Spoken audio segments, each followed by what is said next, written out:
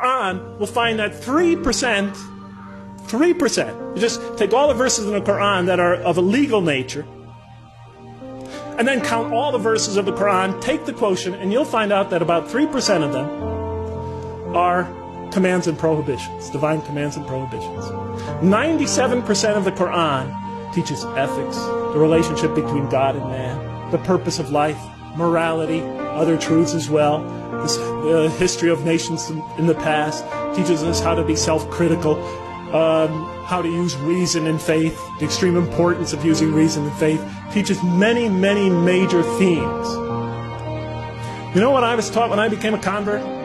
Rules, rules, rules. If I hadn't studied this religion myself and entered this religion and all I received were rules, rules, rules, I would have left it the next day. Thank God I read the Quran first.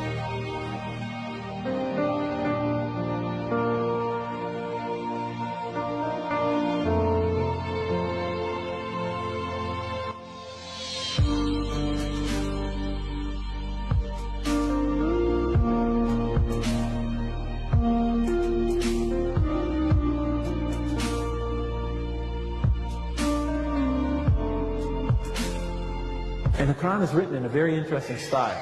In the beginning, it's quite technical.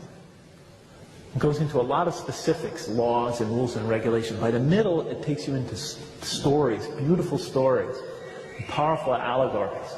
Towards the end, the emotions of the Quran picks up and it like reaches a crescendo and brings it all to this beautiful, powerful bursts of spirituality and eschatology, and it all comes together, brilliant, pounding images.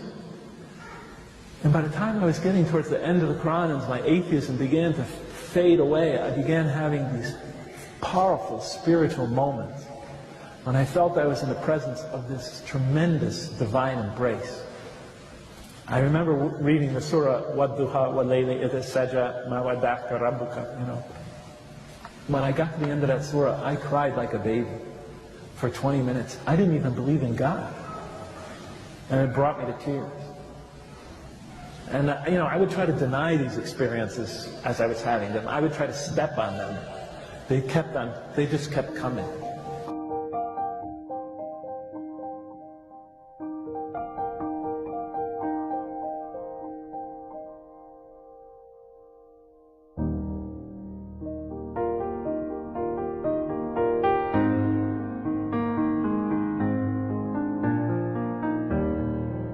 And I look at the first surah, I turn to the first surah, and I'm just reading it out of academic curiosity.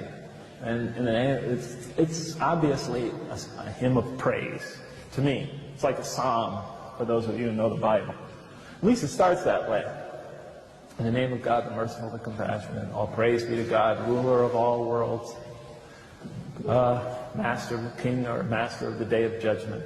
Actually, the day of requital, the day of recompense, the day when accounts are settled. To you alone, and then it goes on from there. And I'm reading it, and I'm thinking, oh, a hymn of praise, a psalm. And I get to the end of it, and then as I get to the end of it, I realize, oh, the last few lines slipped made a subtle transition into a prayer for guidance. Show us the straight path, the path of those whom you have favored, not those who have gone astray, or upon whom is violence or wrath. And I thought, what a clever author. You know, he tricked me into making a prayer for guidance, a supplication for guidance. Clever man. So I assumed that, of course, the Quran had a human author. So I turn to the next surah, and it begins Alif, Lam, Mim, 3 Arabic letters. Then that is the book, wherein, no doubt, is the guidance